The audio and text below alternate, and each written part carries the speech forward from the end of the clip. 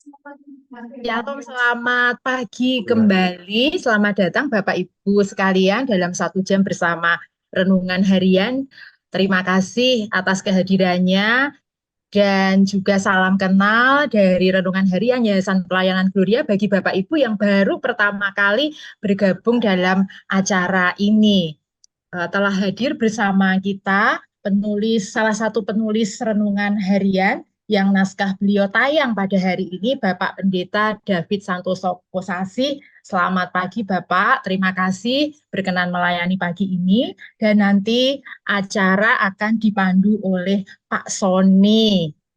Tidak usah berlama-lama ya Bapak Ibu, kita akan segera mulai. Namun kita hantarkan kembali dengan pantun, boleh Bapak Ibu? Burung hinggap di atas dahan, pohon tinggi bernama rotan. Puji syukur kepada Tuhan, memberi kesempatan kita jumpa di SJB RH. Selamat menikmati kebersamaan kita, Tuhan memberkati, dan layar saya serahkan kepada Pak Sony Wibowo. Monggo Pak Sony. Ya, terima kasih Bu Dati. Ya, salam Bapak Ibu, apa kabar semuanya? Senang berjumpa kembali bersama Bapak Ibu pagi hari ini. Saya yakin pagi hari ini dengan suasana sukacita, kita boleh bersama-sama menikmati akan kasih Tuhan dan kehidupan kita. Dan pagi hari ini kita akan bersama-sama dalam acara 1 jam bersama Renungan Harian. 1 jam ke depan kita akan bersama-sama menikmati akan berkat Tuhan luar biasa melalui perenungan, melalui sharing Bapak Ibu, dan Bapak Ibu boleh ambil bagian dalam sharing sehingga boleh menguatkan satu dengan lainnya. Oleh sebab itu mari Bapak Ibu siapkan hati kita untuk memulai acara kita pagi hari ini. Mari kita satu dalam doa. Sungguh kami bersyukur kepada-Mu Tuhan buat pagi hari ini. Terima kasih buat anugerah Tuhan dan kehidupan kami. Pada pagi hari ini kami ada semua karena Engkau Tuhan. Dan kami boleh bersama-sama Kau satukan kembali dalam acara 1 jam bersama Renungan Harian melalui daring ini Tuhan. Walaupun kami di tempat kami yang saling berjauhan satu dengan lainnya Tuhan, tapi pagi hari ini sungguh kami boleh menikmati akan kasih-Mu di kehidupan kami Tuhan. Sertai acara ini Tuhan, kami serahkan setiap yang pakai, baik handphone, laptop, sinyal wifi, listrik Tuhan, semua dalam tangan-Mu Tuhan. Terutama hati kami Tuhan, kami rindu biar hati kami terbuka untuk menerima firman-Mu, dan kami sungguh-sungguh mendengarkan apa yang Tuhan ingin berikan kepada kami pagi hari ini, sehingga kami dapat terapkan kehidupan kami sepanjang hari ini Tuhan. Terima kasih Bapak, berkati juga hamba-Mu Pak Pendeta David Kosasi Tuhan, yang sebagai sumber pagi hari ini, biar melalui apa yang disampaikan hamba-Mu itu Tuhan, sungguh boleh menguatkan iman kami, dan kami boleh diberkati pagi hari ini. Terima kasih Bapak, kami serahkan sepanjang acara ini dalam tangan-Mu, di dalam nama Tuhan Yesus yang syukur dan berdoa. Amin. Ya, mari Bapak Ibu siap-siapkan hati kita pagi hari ini, dan kita akan percaya bahwa sungguh penyertaan Tuhan dalam kehidupan kita tidak pernah berakhir. Bahkan kita melihat begitu besar anugerah Tuhan dalam kehidupan kita. Sebab itu, mari kita bersama-sama menaikkan pujian ini sebagai doa kita pagi hari ini, bahwa jejak Tuhan dalam kehidupan kita sungguh-sungguh sangat terbukti.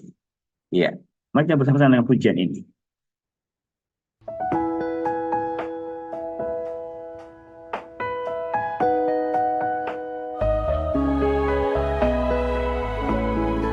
Mari bersama-sama katakan,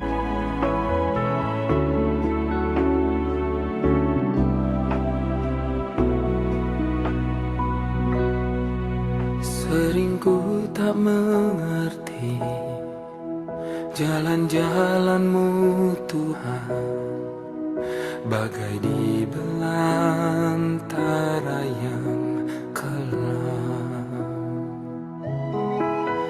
Tanpa seribu tanya, namun tetap percaya, jejak-Mu Tuhan sungguh sempurna.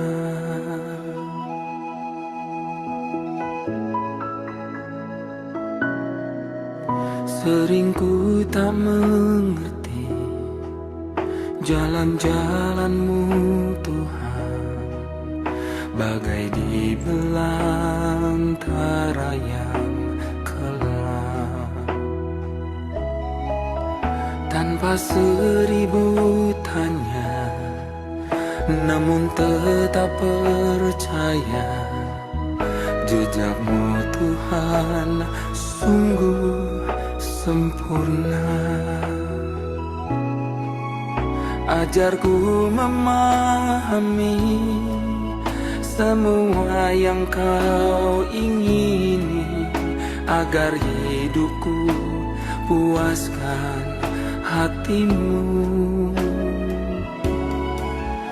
Bagimu aku rela sepenuh hati menghamba, serahkan diri genapi karyamu.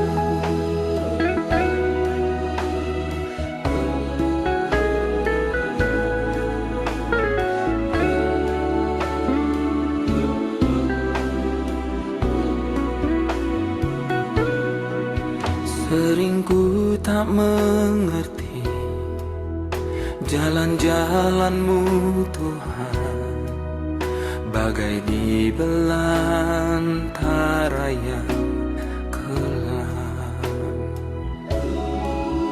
Tanpa seribu tanya, namun tetap percaya jejak-Mu Tuhan sungguh sempurna.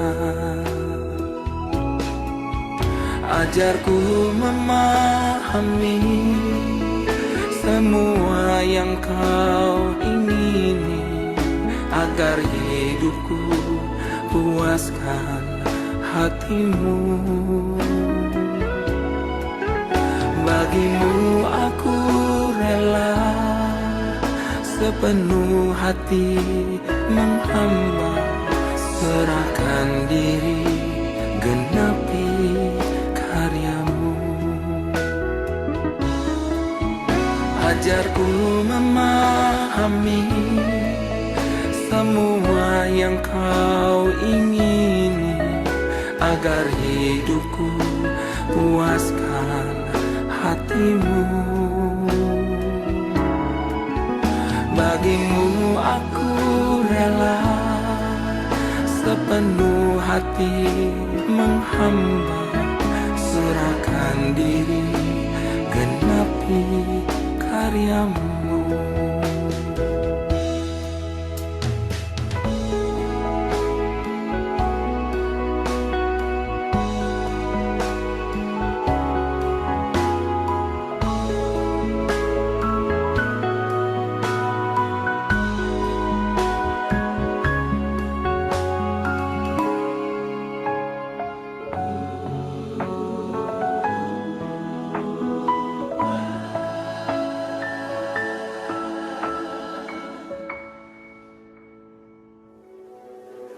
Ajarku memahami semua yang kau ingini, agar hidupku puaskan hatimu. Bagimu aku rela sepenuh hati menghamba, serahkan diri genapi karyamu. Serahkan diri genapi karyamu. Serahkan diri genapi karyamu.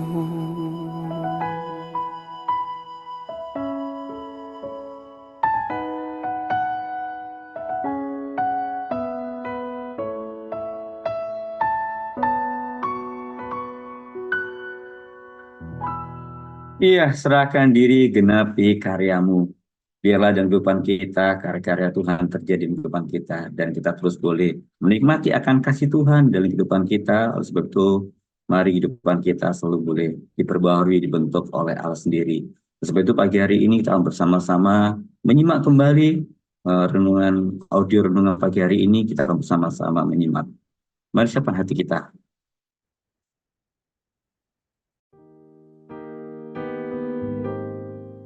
Bagian firman Tuhan yang akan kita baca hari ini adalah dari Markus pasal 2 ayat 13-17.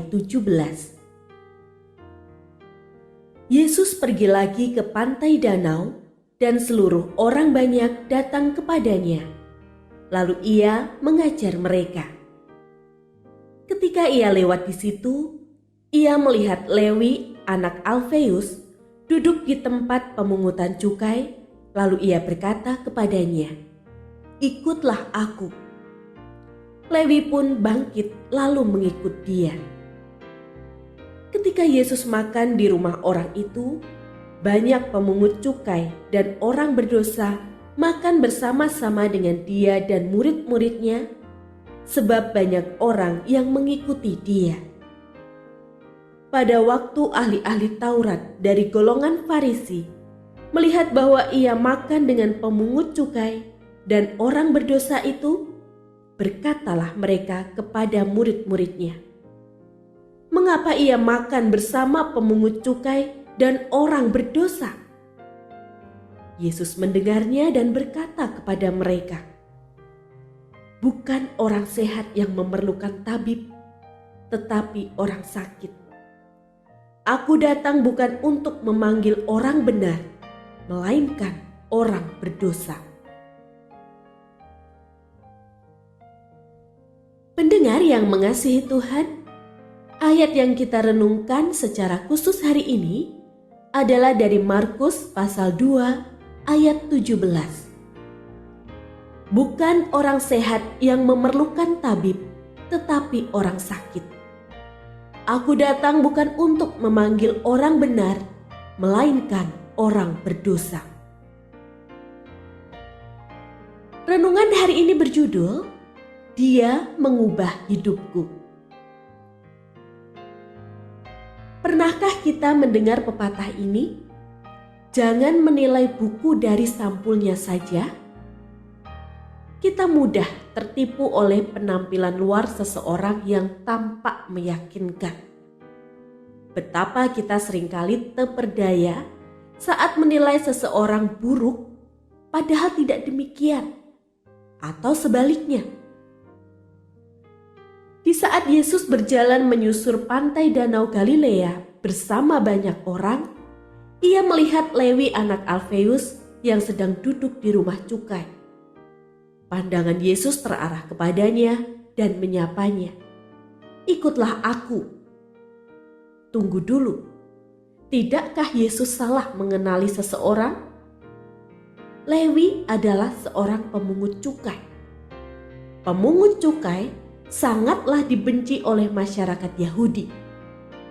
Mereka disetarakan dengan orang-orang berdosa dan kotor karena pekerjaan mereka yang menindas orang sebangsanya demi keuntungan pribadi. Mereka menjadi antek penjajah dan bertugas mengumpulkan pajak yang biasanya cukup tinggi. Tuhan pasti mengetahui siapakah Lewi ini. Tapi itu tidak menyurutkan niatnya untuk memanggil Lewi menjadi muridnya. Lewi pun segera menyambut ajakan Yesus dan meninggalkan segalanya untuk mengikut Yesus. Saat orang-orang Farisi dan ahli-ahli Taurat mencemoohnya, Tuhan menjawab, "Aku datang bukan untuk memanggil orang benar, melainkan orang berdosa." Tuhan memang berkehendak memilih Lewi, terlepas dari latar belakang hidupnya yang kelam. Terbukti, Lewi kemudian dipakai Tuhan untuk menuliskan Injil Matius. Tidak peduli apapun masa lalu kita, sekelam apapun kehidupan kita, Tuhan mau memakai dan mengubah hidup kita menjadi alat yang berharga di tangannya. Bersediakah kita hari ini menyambut ajakannya, "Ikutlah aku"? Kehendak dan waktu tidak bisa mengubah manusia, hanya Kristus yang sanggup. Ya, pagi hari ini saya ingin percaya Bapak Ibu yang hadir pada pagi ini sudah membaca, bahkan tadi pagi bersaat teduh. Dan pagi hari ini tema yang menarik yaitu Dia mengubah hidupku, mengubah hidupku. Dia mengubah hidupku. Ya, pagi ini telah hadir di tengah-tengah kita, penulisnya langsung itu Bapak Pendeta David Kosasi. Selamat pagi Pak David. Selamat pagi Pak Sony dan Nih, semua teman-teman Bapak Ibu sekalian. apa kabar Pak? Baik Pak, puji Tuhan. Iya, puji Tuhan. Ya, kali ini sangat menarik sekali apa yang Bapak tuliskan pagi hari ini dengan tema Dia Mengubah Hidupku. Dan kita yang percaya pasti di antara kita pagi hari ini sangat penasaran apa sih yang menjadi latar belakang dari tulisan Bapak pagi hari ini. Bapak bisa menjabarkan pagi hari ini dan supaya kita semua dapat mengerti dan mendapatkan sesuatu berkat pagi hari ini. Oleh sebab itu Bapak Ibu, mari siapkan hati kita bersama-sama langsung menyimak apa yang disampaikan oleh Bapak Pendeta David Kosasi. Silakan David Kosasi. Baik, mari kita berdoa terlebih dahulu ya sebelum kita merenungkan lebih jauh apa yang tertulis dalam firman-Nya ini. Kami bersyukur ya Tuhan untuk setiap anugerah, kasih, pertolongan, dan bahkan pembentukan Tuhan setiap hari supaya kami semakin serupa dengan Kristus. Itulah yang menjadi kerinduan kami, dan itu pula lah yang Tuhan masih terus kerjakan bagi setiap kami hari demi hari, satu demi satu. Terima kasih. Waktu ke depan kami serahkan ke dalam tangan-Mu, hanya di dalam nama Kristus, Tuhan, Allah dan Juru Selamat kami yang hidup. Kami bersyukur dan kami berdoa. Amin. Bapak Ibu izinkan saya share screen juga ya. Saya ada siapkan. Bentar.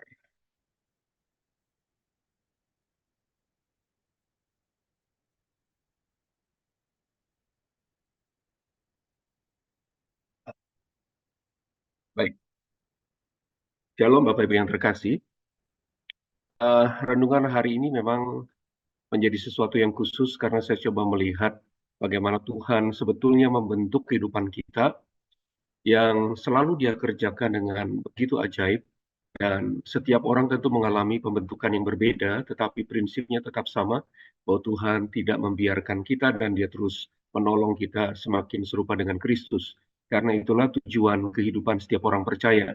Kita diselamatkan berada di dalam dunia, supaya semakin lama kita semakin serupa dengan Dia, gambaran yang paling benar dan yang sulung dari segala ciptaan itu. Bapak Ibu yang terkasih, pemikiran ini memang dimulai dari sebuah quotes atau quotation yang menarik perhatian saya tentang bagaimana kita bisa menilai seseorang ya. Seringkali kita akan terkecoh dengan penampilan-penampilan seseorang ya, baik itu yang tampaknya meyakinkan maupun yang tidak. Tapi bagaimana Tuhan menilai, bagaimana Tuhan melihat, itu yang menjadi fokus dari apa yang dituliskan oleh Markus dalam pasal 2 ini. Bapak Ibu yang terkasih, saya melihat sebuah catatan yang menarik dari Injil Markus tentang bagaimana dia memanggil satu persatu, dan secara khusus bacaan kita itu berfokus pada panggilan Kristus terhadap seorang yang sangat khusus juga, yaitu Lewi yang kemudian dikenal sebagai Matius.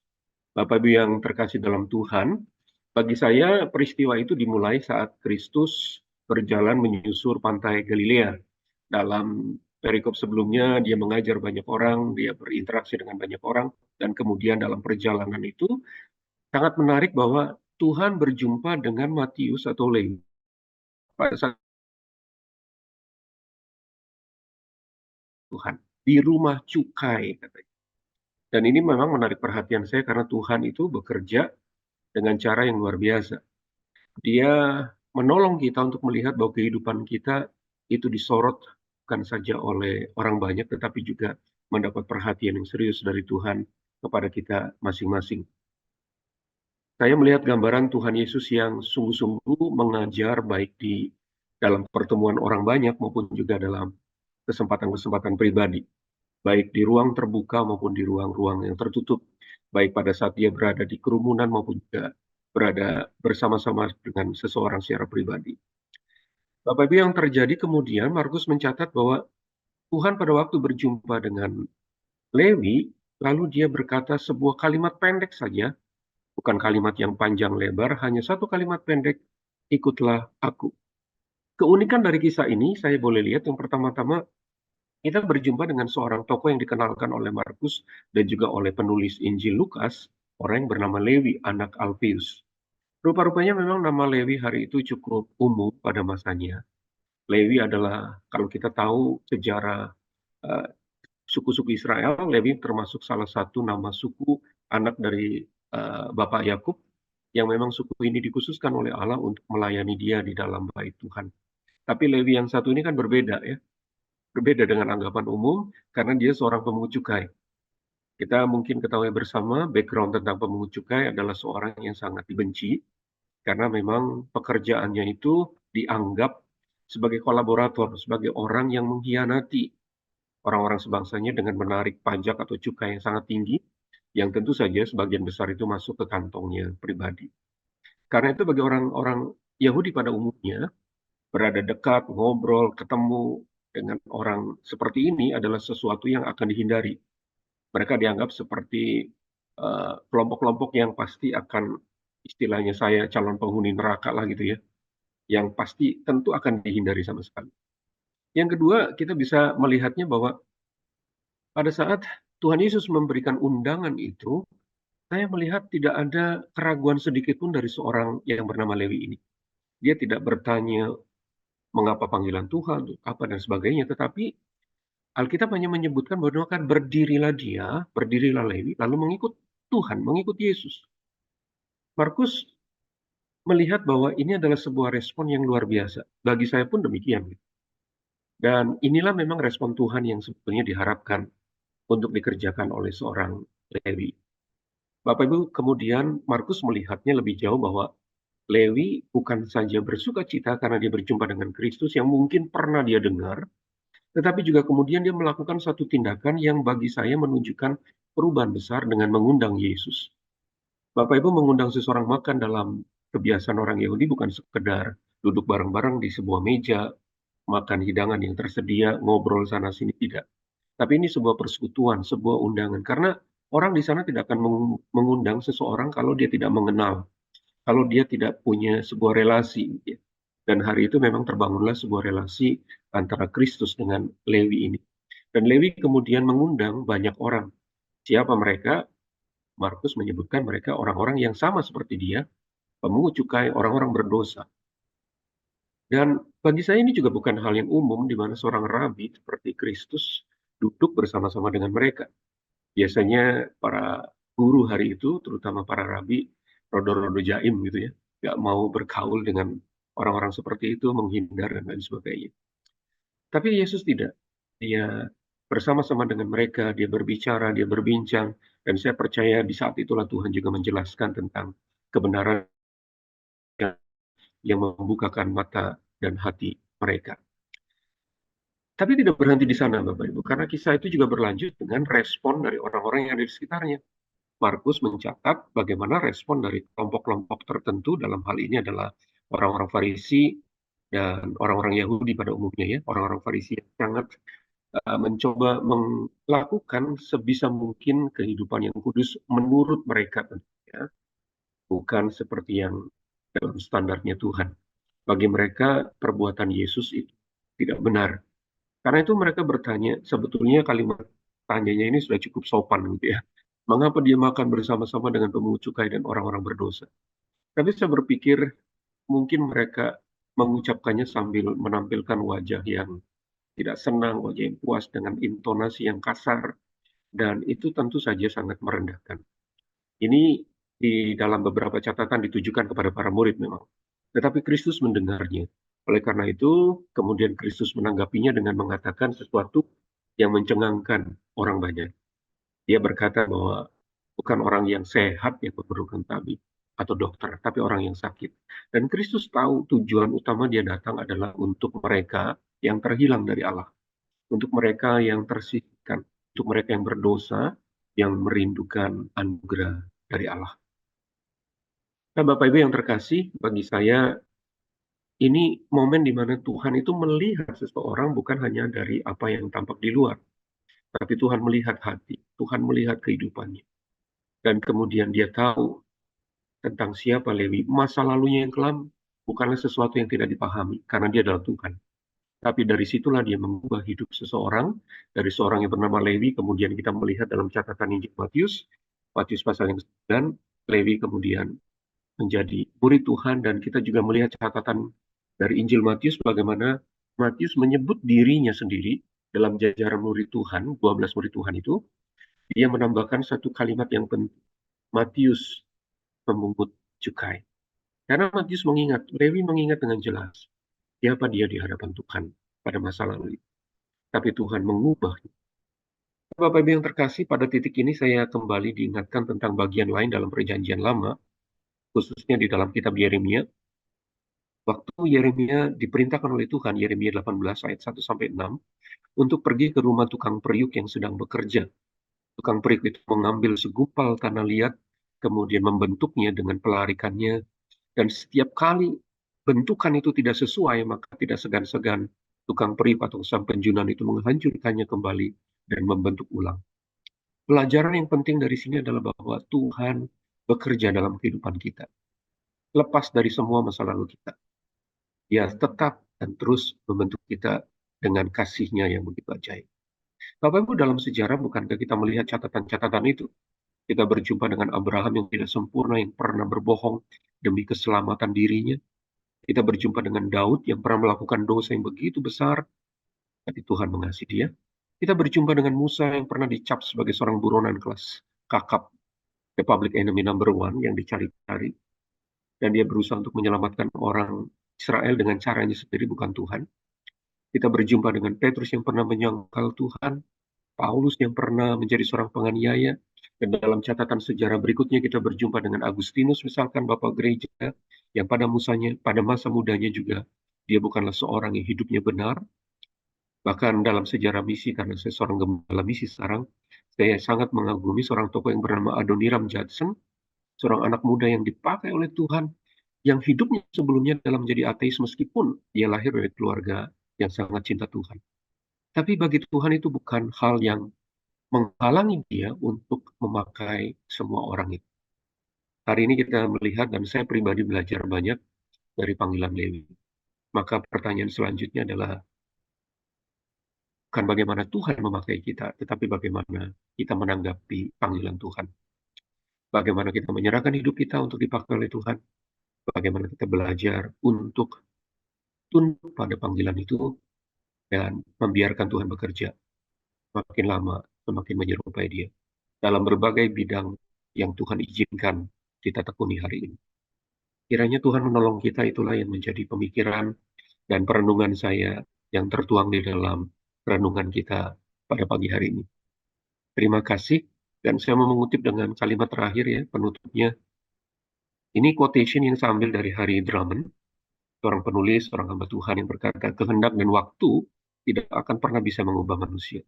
Kita mungkin berkehendak untuk mengubah diri kita lebih baik, tapi kenyataannya seringkali berkata tidak kan. Kita mungkin berpikir waktu bisa mengubah, tapi kenyataannya juga tidak. Hanya Kristus yang sanggup mengubah. Amin. Saya kembalikan pada Pak Sony. Terima kasih. Iya, terima kasih Pak Pendeta David Kosasi.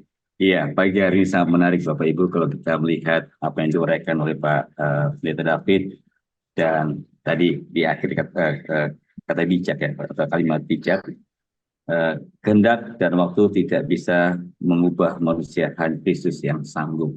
Ya, kita kan percaya bahwa hanya Yesus yang sanggup mengubah kehidupan kita.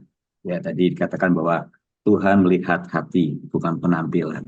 Mungkin secara casing di luar, mungkin wah ini luar biasa, tapi hatinya tentu sama. Ya, pasti hatinya itu yang Tuhan lihat ya. Pasti walaupun penampilannya wah seperti mungkin boleh didandani apapun, kalau hatinya tidak tertuju Kristus, semua sia-sia. Tapi Tuhan melihat hati kita. Sekali lagi, pagi hari ini kita bersama-sama menyeringkan apa yang Anda dapatkan melalui perenungan Anda pagi hari ini.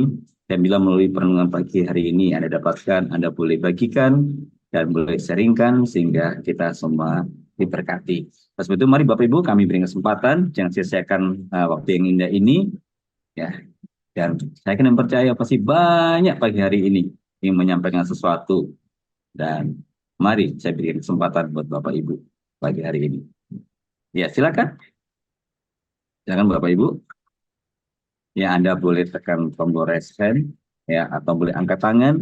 Nanti kami akan berikan kesempatan Bapak Ibu bisa menyaringkan apa yang dapatkan pagi hari ini. Mungkin pengalaman hidup Anda, bagaimana cara Tuhan mengubah hidup Anda dan Tuhan memakai Anda sebagai alat untuk kemuliaan nama Tuhan. Oleh sebab itu, mari Bapak Ibu, ya ada yang mau mulai, silakan. Ini waktu yang indah, kita boleh bersama-sama berbagi. Ya, silakan. Wah, sepertinya Pak Michael langsung sudah siap-siap itu ya kelihatannya. Ingin berbagi, silakan. Pak Michael Kasungso dari Manado. Oh, belum, silakan. Mungkin di open dulu, ya. Pak Michael Kasungso.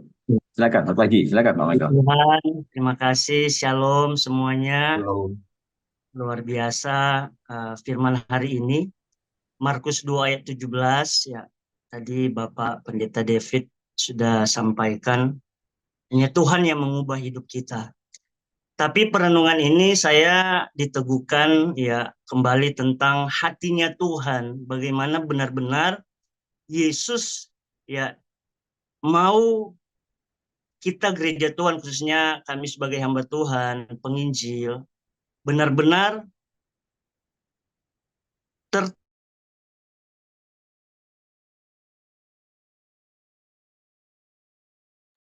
Iya. Halo, selamat pagi, Pak Michael. Nge-freeze, Pak. Sepertinya, iya, sepertinya udah ini gangguan sinyal ya. Oke, baik. Ya, mungkin Bapak Ibu yang lain sebelum Pak Michael nanti bisa bergabung kembali. Oh, ya, silakan. ya. Jadi hatinya Tuhan, hatinya Yesus ya yang benar-benar kita tahu artinya kita menginjil harus tepat sasaran kepada orang-orang yang berdosa ya seperti Lewi, Matius ini, kepada orang-orang yang sakit ya. Dan saya bersyukur ya diteguhkan dengan perenungan hari ini ya panggilan saya karena ada banyak Tuhan menyuruh kami untuk menginjil ya orang-orang berdosa, mantan preman, PSK, orang di penjara, bahkan orang-orang yang belum percaya. Jadi luar biasa hari ini saya bersyukur ya memang Yesus yang mengubah hidup kita semua termasuk saya, tapi masih ada tugas ya masih banyak orang-orang di luar sana. Saya bersyukur tugas gereja ya harus tepat sasaran.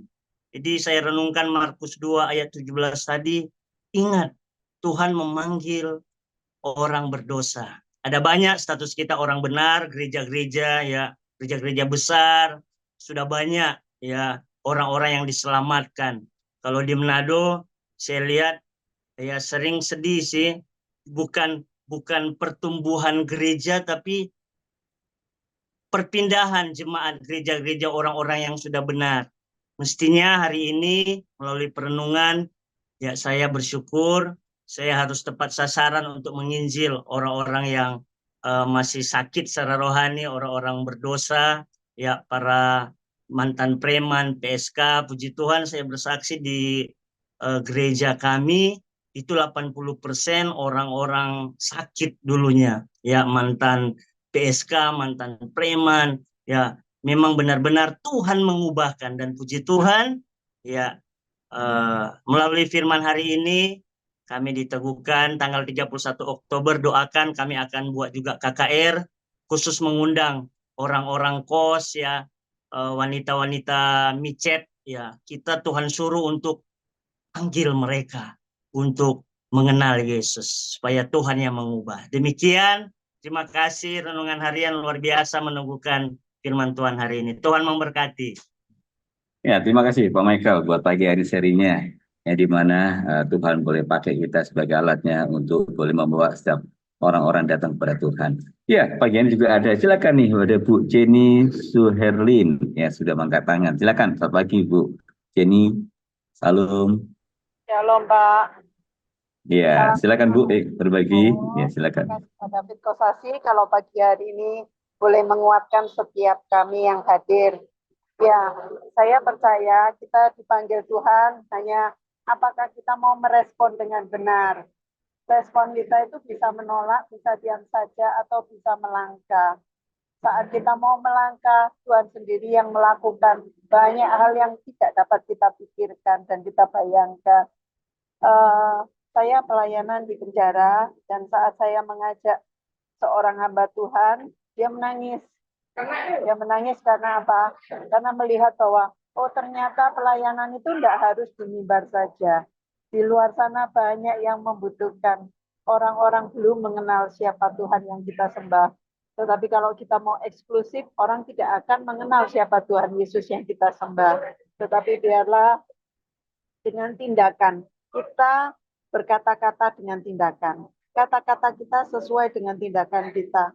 Kata-kata kita sesuai dengan iman kita, iman percaya kita. Sehingga apa yang dikatakan Paulus, kamu boleh melihat iman, kamu boleh tunjukkan imanmu, tapi aku akan menunjukkan dengan tindakanku, aku punya iman, iman kepada Tuhan Yesus yang luar biasa.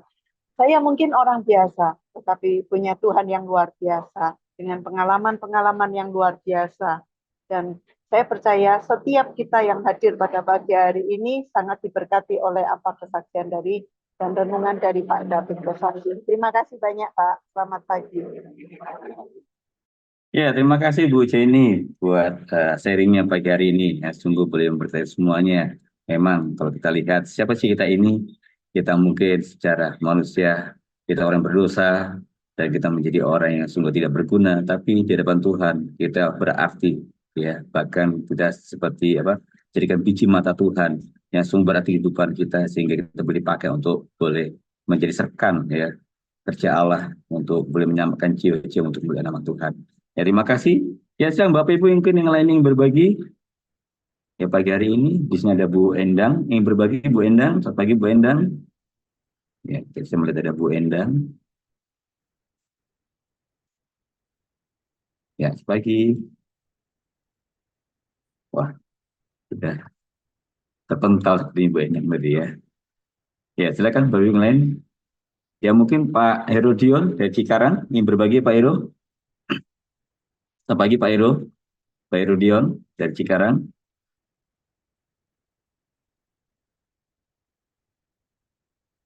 Ya, selamat pagi Pak. Oke, mungkin belum terkoneksi. Ya, saya ke Bapak Ibu yang sudah ya. Silakan. Selamat pagi Pak Hero. Ya, Ingin berbagi Pak pagi hari ini Ya, melalui renungan kita. membawa perubahan dalam hidup kita. Karena perubahan itu selalu menjadi keinginan kita. Tapi tidak mudah untuk kita berubah. Tetapi kalau kita melibatkan Yesus, maka perjumpaan dengan Yesus itu menolong kita untuk bisa berubah dan mengalami kuasanya. Kemenangan juga kita boleh alami. Demikian Pak Sony, terima kasih. Ya, terima kasih Pak Hero untuk sharingnya pagi hari ini. Ya, boleh menguatkan kita semuanya. Ya, silakan kami mengundang kembali Bapak Ibu. Ya, di sini ada juga ada Ibu Manurung, ya, Bu Murni Manurung. Ya, Bu Murni Manurung yang berbagi. Silakan Ibu. Adakah yang berbagi pagi hari ini, Bu? Silakan ditekan. Ya, mungkin masih. Ya, yang berbagi Bu pagi hari ini? Ya, silakan. Tidak, Ya. Pak. Gimana Ibu? Maaf. Tidak, Pak. Oh, oke, baik. Terima kasih Ibu. Ya, sekarang Bapak Ibu yang lainnya mungkin pagi hari ini berbagi. Ya, Ibu Linawati. Ya, selamat pagi Bu Linawati. Yang berbagi pagi hari ini Bu Linawati. Melalui bacaan kita pagi hari ini. Silakan Ibu. Ya, Pak. Shalom. Tadi pagi waktu saya membaca renungan harian ini, satu hal yang muncul di dalam hati saya itu adalah ucapan syukur. Ya, Tuhan Yesus itu mendatangi Lewi, memanggil Lewi. Ya, setiap kita itu saya itu ingat bahwa setiap kita itu juga adalah seperti Lewi. Kita itu adalah manusia berdosa. Nah, Lewi ini kan memang kesalahannya tampak gitu ya. Jadi semua orang itu tahu bahwa oh dia adalah orang berdosa. Tetapi setiap kita ini juga tidak lebih baik dari Lewi ya. Hanya mungkin kita ini kesalahan kita itu tidak tampak, gitu ya. Kita berbohong, kita sombong, kita sama juga dengan manusia berdosa yang lain, gitu ya. Dan Tuhan itu datang kepada kita semua untuk mengubahkan kita, gitu ya. Jadi saya ini kan juga dari kecil saya sudah Kristen ya, sudah kenal Tuhan. Tetapi dalam perjalanan kehidupan saya itu juga bolak-balik mundur, bolak-balik jatuh juga. Tetapi dalam saat-saat itu Tuhan itu kembali datang kepada saya. Ketika saya mundur karena persoalan, ya kecewa sama Tuhan, Tuhan itu kembali datang. Saya dikuatkan, saya diubahkan, atau juga ketika saya terseret ke dalam salah satu dosa yang mungkin tidak tampak, Tuhan itu juga datang untuk memanggil saya, ayo ikut kembali. Dan ya itu yang waktu saya membaca itu, yang terbersih dalam hati saya itu bersyukur. Karena Tuhan itu datang kepada Lewi dan mengubahkan Lewi. Tuhan juga selalu datang kepada saya dan mengubahkan kehidupan saya. Ya, itu saja yang saya bagikan. Terima kasih, Pak.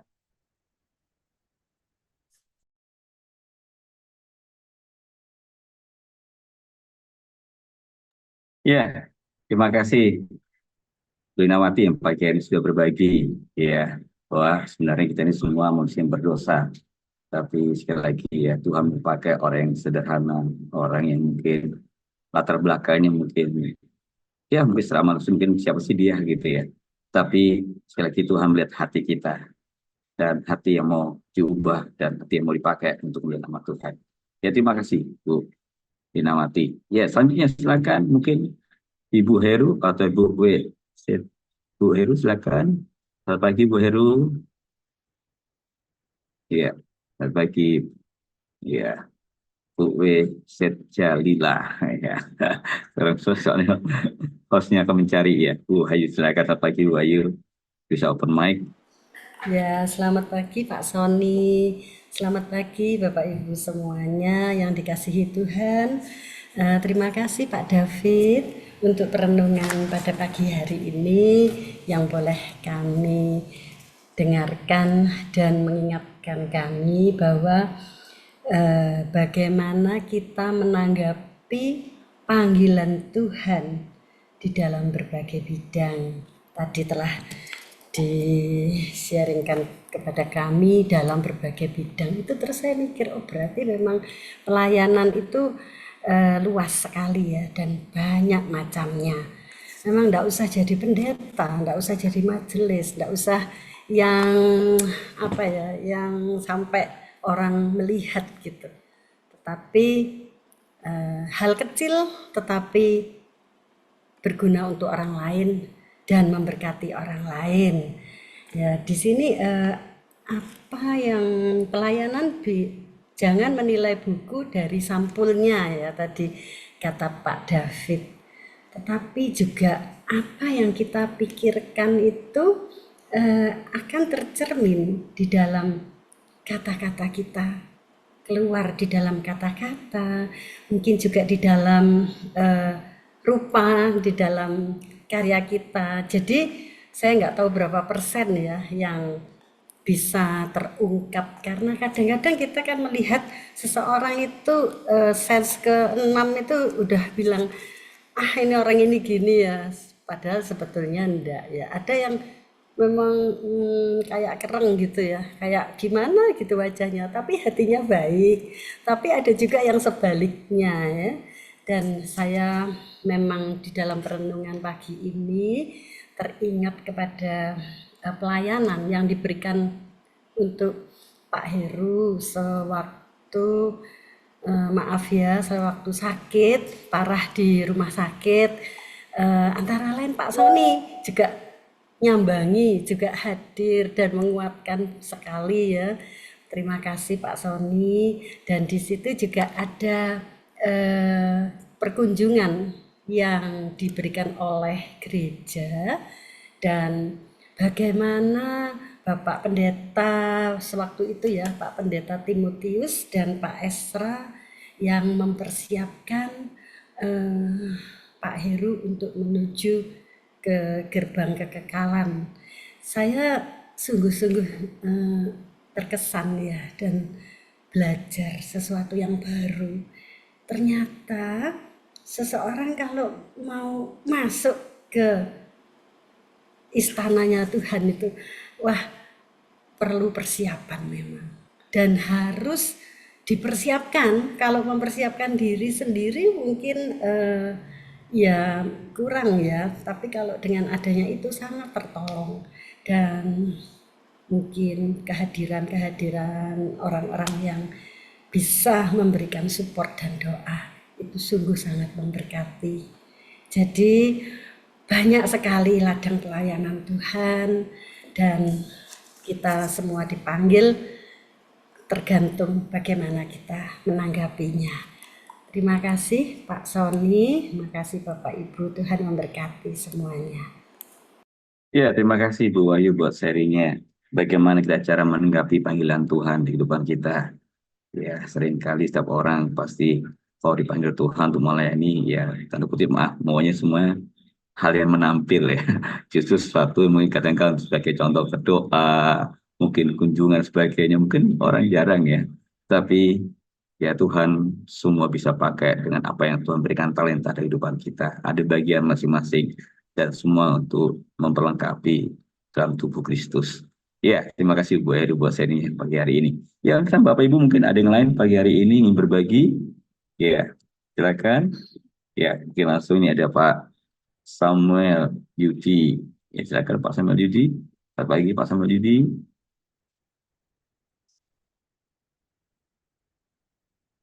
Ya,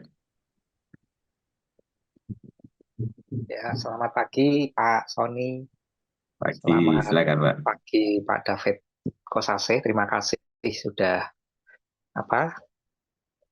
men-sharingkan firman Tuhan pada pagi hari ini. Itu ya, kalau dari saya ketika merenungkan kebenaran firman ini, fokus saya itu lebih kepada Yesus gitu ya. Jadi maksud saya bahwa kita ini sedang diajak untuk mengenali apa yang menjadi hati Tuhan, misi Tuhan ke dalam dunia ini, dan jelas bahwa Dia menyatakan bahwa Dia itu datang tidak untuk mencari orang yang benar, tetapi kepada orang-orang yang berdosa gitu ya. Dan bahkan Dia sudah mengorbankan dirinya, mengorbankan kehidupannya, meninggalkan segala sesuatu kemuliaan.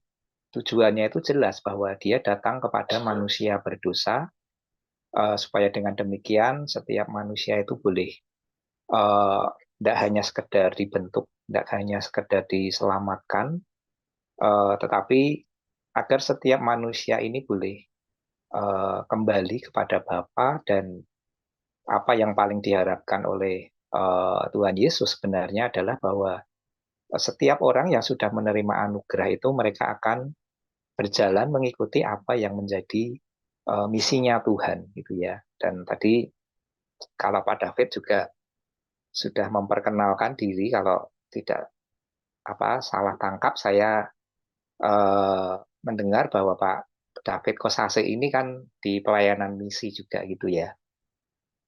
Dan saya pikir luar biasa bahwa apa yang menjadi firman Tuhan pada hari ini itu kalau menurut saya ini justru lebih menyentil gitu ya, kehidupan gereja, kemudian juga kehidupan kita sebagai para pengikut Tuhan. Itu juga menjadi pertanyaan sebenarnya buat kita semuanya, apakah saat ini kita sudah menanggapi apa yang menjadi panggilan Tuhan di dalam kehidupan kita. Ya, tidak hanya sekedar kita itu mensyukuri, oh dulu aku sudah berdosa, kemudian Tuhan datang kepadaku dan aku sudah diampuni, diselamatkan, diubahkan gitu ya. Dan saya pikir firman Tuhan itu tidak berhenti sampai di sini ya, tetapi apa sesungguhnya apa yang menjadi tanggapan kita ya setelah kita menerima anugerah Tuhan, bagaimana dia justru menghampiri kita pada saat kita ini penuh dengan dosa gitu. Dan saya merenungkan kehidupan Lewi pada waktu itu, dia dicap sebagai orang yang berdosa, disingkirkan, dan saya meyakini bahwa Lewi ini, dia ini sangat menjadi orang yang sangat tertutup, dan dia pasti akan takut untuk bergaul dengan orang-orang yang merasa dirinya benar pada waktu itu gitu. Dan kenapa tadi saya bilang bahwa ini juga menjadi sentilan bagi kita sebagai gereja-gereja Tuhan itu. Saya dan teman-teman itu beberapa kali di dalam sharing, dan saya pernah mengungkapkan juga ya kepada teman-teman gitu ya, dengan satu pertanyaan gitu. Seandainya pada saat kita itu beribadah di dalam sebuah gereja, ya di dalam gereja kita gitu, tiba-tiba ada orang asing datang, dan kita tahu bahwa dia ini punya masa lalu yang buruk, ya dalam tanda petik dia itu berdosa. Nah, kira-kira sebagai gereja Tuhan, apakah kita ini mau menerima dia gitu ya? Apakah kita mau menunjukkan bahwa dia ini adalah orang yang perlu dikasihi gitu ya? Nah, kan kalau saya melihat ya justru gereja itu merasa jijik ketika hadir ada seseorang yang sebenarnya sangat membutuhkan Tuhan, tetapi gereja malah menolak dia gitu. Mungkin Bapak Ibu juga pernah mendengar cerita pengalaman dari apa yang pernah dirasakan oleh Mahatma Gandhi juga kan, ya. Dia sebenarnya ingin masuk ke gereja, ingin mengenal seperti apa kekristenan, seperti apa Tuhan Yesus. Tapi pada kenyataannya justru orang-orang Kristen itu malah menolak dia. Ya, sampai dia memberikan satu statement bahwa aku ini percaya kepada Yesus, aku mengasihi Tuhan Yesus, tetapi ya saya tidak percaya kepada orang-orang apa yang dilakukan oleh orang-orang Kristen itu sendiri. Kenapa? Ya karena Mahatma Gandhi itu tidak melihat perilaku Kristus itu nyata di dalam orang-orang Kristen itu sendiri. Dan saya pikir firman Tuhan ini maknanya begitu dalam, ya, menjadi sentilan buat kehidupan kita. Ya, Yesus sendiri saja dia justru mau menghampiri orang-orang yang berdosa dan tidak diterima seperti itu gitu. Nah, bagaimana dengan kita? Apakah kita juga akan mengikuti apa yang menjadi teladan Kristus gitu ya, untuk mau menghampiri orang-orang yang terpinggirkan seperti ini. Kemudian yang kedua, ketika mereka datang kepada kita, apakah kita juga mau menerima dia sebagai seorang yang dikasihi ya oleh Tuhan, sama seperti Tuhan mengasihi di dalam kehidupan kita. Ya, itu perenungan dari saya, Pak Sony. Terima kasih, Tuhan memberkati. Ya, terima kasih Pak Samuel Yudi yang pagi hari sudah berbagi. Ya, memang bagaimana juga kita dalam responnya. Jika ada orang hadir di tengah-tengah dengan kita, ya mungkin tahu latar belakang mereka, apakah kita menolak atau justru sudah merangkul dia. Nah, ini memang sesuatu yang boleh dikatakan tidak mudah gitu ya. Terus sekali lagi bahwa Tuhan pasti memberikan hati dan kehidupan kita untuk bisa mengasihi orang-orang yang terhilang, untuk boleh datang kepada Tuhan. Ya, terima kasih Pak Samudi. Ya, mungkin terakhir Bapak Ibu pagi hari ini sebelum kita mengakhiri acara ini, itu mungkin Pak Pendeta Santo, ya, pimpinan dari STM Gloria. Silakan Pak, ingin berbagi Pak. Ya, terima kasih Pak Sony. Terima kasih Pak David. Itu tulisannya singkat tajam ya. Saya berharap naskah-naskahnya Pak David di kemudian hari banyak mengisi ruang-ruang renungan harian. Karena ruang renungan harian ini, jemaat pembaca renungan harian ini tersebar luas ya. Ada yang ada di Eropa, ada yang di Amerika, lalu ada juga yang di Australia, juga di Indonesia. Begitu kalau yang lalu saya bersama Pak Sony keliling ke pedalaman Kalimantan gitu ya. Pernah ketemu dengan penginjil-penginjil di sana yang kerjanya tiap hari itu deres karet. Lalu mereka itu ketika kami datang, mereka kumpul, ada sekitar 10 orang barangkali. Lalu dia bilang, Pak ini terima kasih ya, setiap bulan kita itu dikirimi renungan harian. Buku ini adalah buku yang menolong kami untuk persiapan khotbah, persiapan PA, persiapan kalau memberi apa ceramah katanya begitu. Saya sampai heran-heran, ya toh. Karena orang menganggap renungan harian itu kan isinya ringan sekali, supaya orang itu ya didorong tiap hari untuk belajar firman Tuhan aja, rindu baca firman Tuhan melalui renungan harian itu supaya nggak nganggap waduh berat banget mendalami firman Tuhan itu ya. Ringan-ringan saja, sedikit demi sedikit, gitu nanti lama-lama kan ya bertumbuh sendiri gitu prinsip kita ya. Ternyata Tuhan pakai itu luar biasa ya. Saya berkunjung beberapa kali ke penjara di mana namanya di Nusa Kambangan, ada penjahat yang dihukum seumur hidup, dia diubahkan Tuhan melalui baca renungan harian. Begitu.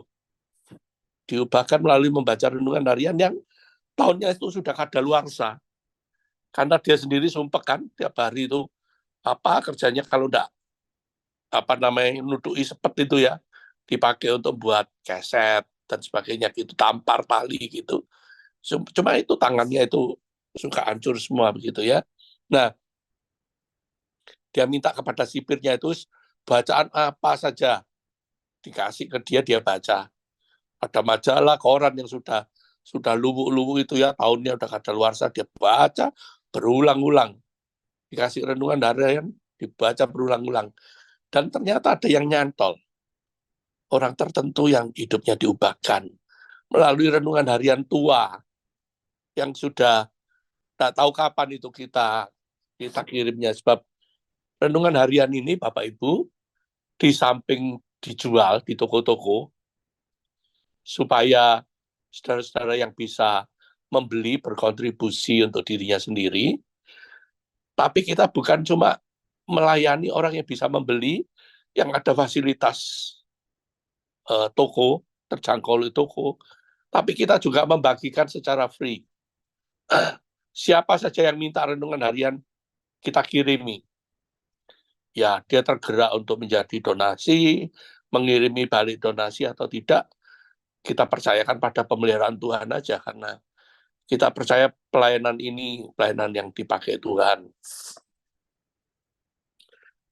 Oleh sebab itu, Bapak Ibu, bila ada di antara Bapak Ibu yang membutuhkan renungan harian di gereja Bapak Ibu dimanapun, atau juga untuk pelayanan menjangkau penginjilan di daerah-daerah, atau kenal, oh ya di kotaku itu aku punya teman jadi pendeta di satu desa kecil gitu, boleh dimintakan ke kita akan berikan.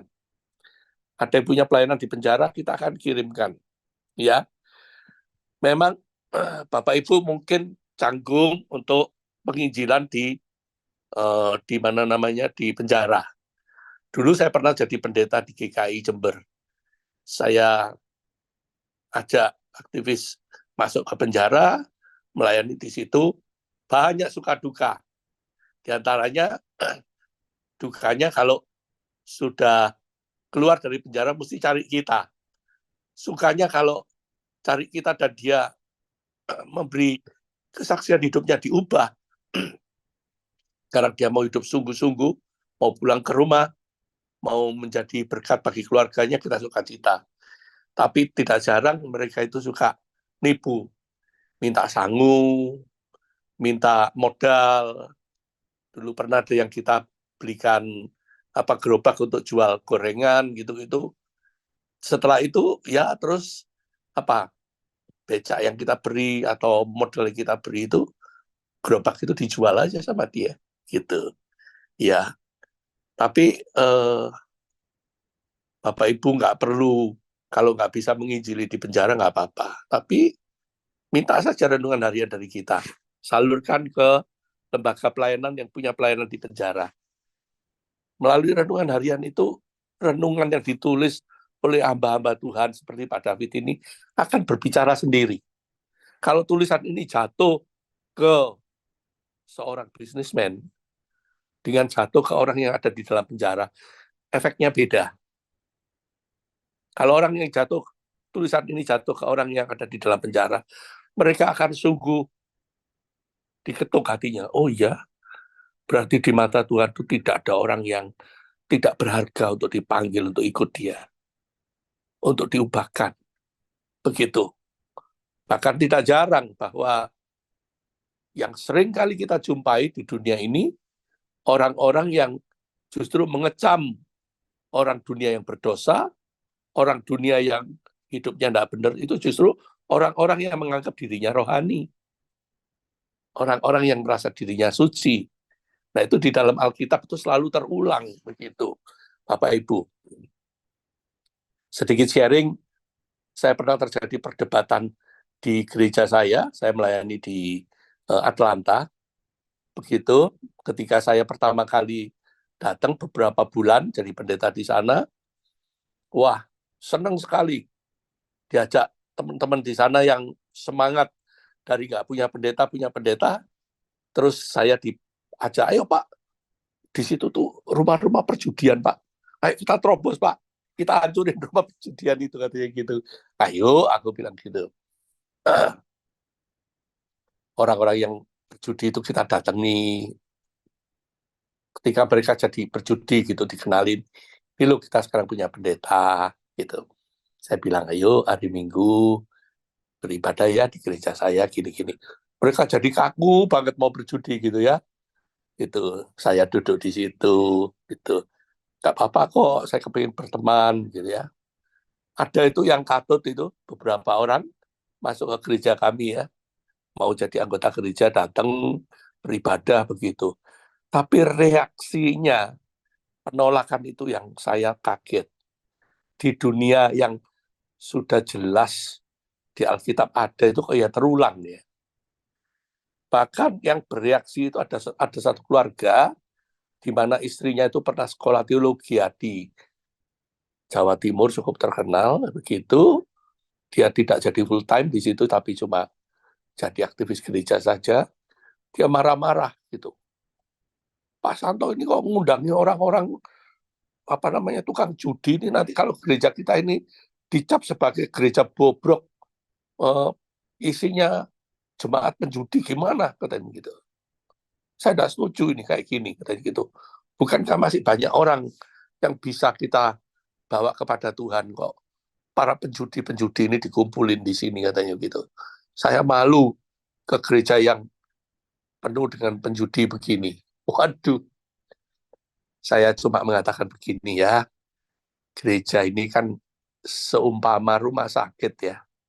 Begitu, orang yang datang ke gereja ini kan memang kita-kita ini yang sakit, yang butuh pertolongan Tuhan, butuh firman Tuhan, hidup kita butuh dituntun Tuhan, gitu.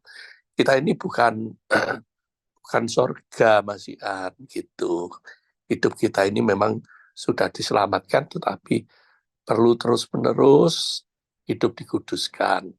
Jadi kalau kita ini masih kumpulan orang-orang sakit, di rumah sakit, gereja ini rumah sakit, nggak apa-apa, gitu. Tapi marah dia dengan jawaban saya begitu. Akhirnya dia mengundurkan diri keluar ya. Dia marah keluar, sudah cocok saya dengan pendeta liberal satu ini katanya. Saya dicap liberal katanya. Begitu. Saya punya pengalaman real itu. Tahun 2006 saya pindah ke Amerika ya. Melayani di sana itu ada yang bereaksi seperti itu gitu ya. Saya pikir kok apa yang dituliskan Alkitab itu memang suatu kisah kehidupan manusia yang selalu sejarahnya itu berulang ya. Begitu. Oke, kembali kepada ajaan saya, Bapak Ibu. Kalau ada yang rindu dipakai Tuhan untuk menginjili dan tidak bisa menginjili, bagikan renungan harian aja. Misalkan, di gereja saya sudah langganan, gereja tetangga saya itu belum langganan. Bapak Ibu bisa minta kepada kita, Pak tolong aku dikirimi, misalkan berapa, 25 eksemplar, 50 eksemplar, mau dibagikan di gereja ini, gitu. Saya kirimi, Bapak Ibu. Ya, gak perlu bayar, jangan khawatir, gak perlu tak tagih. Oh, kamu sudah tak kirimi sekian bulan, jadi tagihannya sekian kali harga renungan harian di toko buku sekian, nggak perlu. Ya, saya yakin kalau kita menabur biji itu kalau jatuh pasti ada jatuh ke tanah yang subur. Nanti firman Tuhan itu kalau jatuh ke tanah yang subur pasti dia akan menghasilkan buah yang berlipat kali ganda. Dan kalau dia menghasilkan buah yang berlipat kali ganda, maka berlakulah firman Tuhan yang mengatakan lembu yang sedang mengirik itu jangan diberangus mulutnya. Orang yang melayani di ladang pelayanan di renungan harian ini, baik sebagai penulis, sebagai full time-nya, sebagai editor, sebagai orang yang merapikan naskah, orang yang mencetak dan sebagainya, pasti dipelihara Tuhan oleh orang-orang yang hidupnya diberkati Tuhan. Jadi melalui kesempatan ini saya ajak Bapak Ibu, ayo ikut sebarkan renungan harian. Melalui renungan harian kita sudah dipakai Tuhan memberitakan firman Tuhan. Dan Bapak Ibu supaya tahu, ketika Tuhan Yesus ditanya, kapan kau datang kedua kalinya? Tuhan Yesus menerangkan, oh nanti ada bencana ini, ada gempa ini, ada perang, ada bangsa melawan bangsa dan sebagainya. Tapi Yesus mengatakan itu belum kesudahan. Belum kesudahan. Orang selalu mengatakan, wah Yesus datang kedua kalinya sudah dekat, tapi belum kesudahan. Nah, tanda satu-satunya Alkitab mengatakan, kapan Tuhan Yesus datang kedua kalinya, yaitu kalau Injil itu sudah disebarkan ke seluruh bumi. Semua orang sudah mendengar Injil. Supaya tidak ada orang satupun yang nanti protes, loh, lah aku nggak percaya Yesus, aku nggak diselamatkan karena aku binasa, karena aku nggak pernah mendengar Injil. Nah, itu dia. Oleh sebab itu, tanda jelas kapan Tuhan itu datang kalau Injil itu sudah disebarluaskan ke seluruh muka bumi. Ya, kita juga ada melalui renungan harian audio. Itu kalau Bapak Ibu mau, seperti tadi yang diputar itu, sebelum acara ini dimulai, itu juga audio. Saya di Amerika, saya sebarluaskan ke teman-teman. Nanti teman-teman sebarluaskan lagi ke teman-teman yang lain, kelompok-kelompok lain. Cuma duduk 5 menit dengar. Nggak apa-apa. Kalau mereka punya waktu 5 menit dengar firman Tuhan saja, udah bersyukur. Karena saya percaya, walaupun 5 menit, walaupun air itu setetes demi setetes, kalau jatuh ke batu yang paling keras, kalau sudah bertahun-tahun, air yang setetes itu akan melubangi batu itu juga. Terima kasih, Pak Sony. Ya, terima kasih Pak Pendeta Susanto, pimpinan dari Yayasan Purana Gloria yang pagi hari sudah berbagi, bahkan mengajak kita semuanya. Kita boleh bersama-sama menjadi alat kepanjangan Tuhan yang melalui penyebaran renungan harian sehingga orang boleh diberkati, boleh diubah hidup mereka. Ya, terima kasih. Ya, tanpa terasa Bapak Ibu, ya waktu ya terus berjalan kan, ada acara ini ya sungguh menarik ya. Mungkin di depan kita boleh makin diperbaharui terus, tapi maaf karena waktu ya sangat terbatas. Dan sekali lagi terima kasih buat Bapak David Kosasi, Pak Pendeta David Kosasi yang pagi hari ini sudah menyampaikan ya latar belakang dari tulisan Bapak pagi hari ini, kiranya terus memberkati Bapak dan dipakai terus secara luar biasa untuk kemuliaan nama Tuhan. Terima kasih Pak Pendeta David Kosasi. Ya, ya baik. Ya baik Bapak Ibu, ya pagi hari ini kita akan bersama-sama masuk dalam doa syafaat dan nanti akan dipimpin oleh Ibu Diana dan nanti doa berkat oleh Bapak Pendeta Susanto. Sebab itu merisakan hati kita bersama-sama masuk dalam doa syafaat. Silakan Ibu Diana. Terima kasih Pak Sony. Sekali lagi juga terima kasih Pak David Kosasi. Mari kita bersama-sama berdoa. Saya hantarkan. Tuhan Allah Bapa kami yang di surga, kami mengucap syukur Tuhan untuk firman-Mu pada pagi hari ini melalui Bapak Pendeta David Kosasi ya Tuhan. Oh Tuhan, begitu besar kasih-Mu atas kehidupan kami. Dan Tuhan, pada pagi hari ini kami terus Tuhan memohon kiranya Engkau boleh lembutkan hati kami sehingga kami dapat mendengar, menanggapi akan panggilan-Mu ya Tuhan atas hidup kami. Dan kami dapat melakukan sesuai dengan rancangan-Mu, seturut dengan kehendak-Mu yang sudah Engkau rancangkan atas kehidupan kami. Terima kasih ya Tuhan. Dan Tuhan, kami secara khusus berdoa untuk Pak David Kosasih serta keluarga. Oh Tuhan, kiranya Engkau berkati, dan Tuhan kiranya Engkau berkati juga di dalam pelayanan Pak David Kosasih. Terima kasih ya Tuhan, sehingga makin banyak orang mendengar firman-Mu dan boleh menjadi murid-murid-Mu ya Tuhan. Terima kasih Tuhan, dan pada pagi hari ini kami juga mau berdoa untuk bangsa dan negara kami Indonesia tercinta ini ya Tuhan. Dan kami terus mendoakan Tuhan untuk Presiden, Wakil Presiden, para Menteri maupun para aparat dari pusat maupun sampai ke daerah-daerah Tuhan. Kiranya Tuhan Engkau berikan roh hikmat dan kebijaksanaan sehingga mereka boleh menjalankan roda pemerintahan dengan takut akan Engkau. Terima kasih ya Tuhan. Dan kami juga berdoa buat negara-negara yang saat ini masih ada di dalam kekerasan, dalam peperangan Tuhan. Oh Tuhan, kiranya Engkau lembutkan hati dari para pemimpin negara ini ya Tuhan, sehingga mereka boleh merasakan kasih-Mu dan dapat menciptakan kedamaian di bumi ini ya Tuhan. Terima kasih Tuhan, kami juga mau berdoa untuk kami semua, kiranya Tuhan berikan kesehatan, kekuatan untuk kami, sehingga kami dapat melakukan tugas tanggung jawab kami dengan baik. Dan kami mau mendoakan untuk acara 1 jam bersama renungan harian ini Tuhan. Tuhan, kiranya Engkau terus pakai SCPR ini ya Tuhan, untuk menjadi sarana kami dalam bersama-sama bertumbuh iman kami ya Tuhan. Terima kasih ya Tuhan, kiranya juga Engkau berikan kerinduan kepada kami, sehingga kami boleh bertemu lagi di dalam acara selanjutnya, renungan 1 jam bersama renungan harian ini ya Tuhan. Terima kasih Tuhan, doa ini hanya kami panjatkan di dalam nama Tuhan Yesus, kami berdoa dan mengucap syukur. Amin.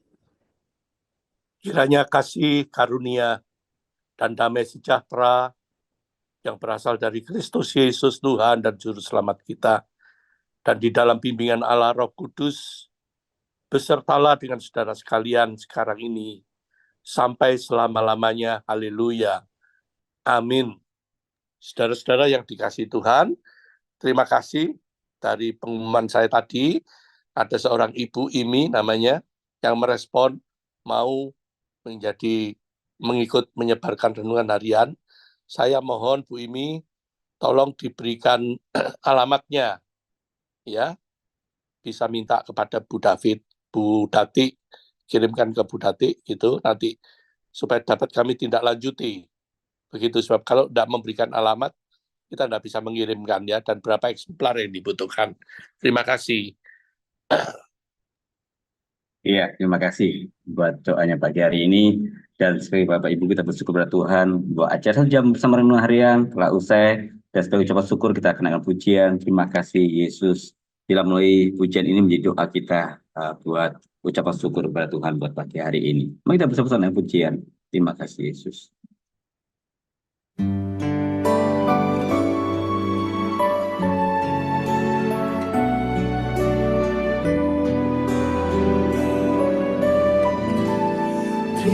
Terima kasih Yesus, terima kasih Yesus, ku beri syukur hanya bagimu, ya Allahku, ya Tuhanku.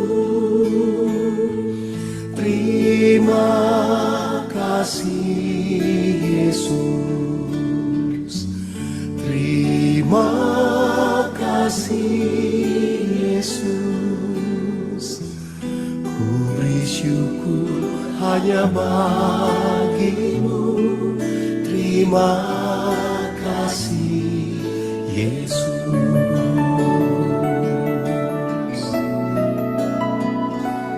Yang dulu tak ku mengerti, sekarang kau buat mengerti.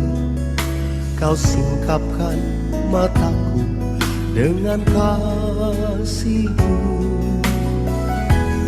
Yang tak pernah ku pikirkan, sungguh kau telah sediakan. Kau curahkan berkat-Mu limpah dalam hidupku. Terima kasih Yesus, terima kasih Yesus. Ku beri syukur hanya bagi-Mu, ya Allahku, ya Tuhanku. Terima kasih Yesus, terima kasih Yesus. Ku beri syukur hanya bagi-Mu. Terima kasih Yesus. Terima kasih Yesus. Terima kasih Yesus. Beri syukur hanya bagi-Mu, ya Allahku, ya Tuhan. Terima kasih Yesus. Terima kasih Yesus. Beri syukur hanya bagi-Mu. Terima kasih Yesus. Beri syukur hanya bagi-Mu. Terima kasih Yesus. Beri syukur hanya bagi-Mu. Terima kasih Yesus.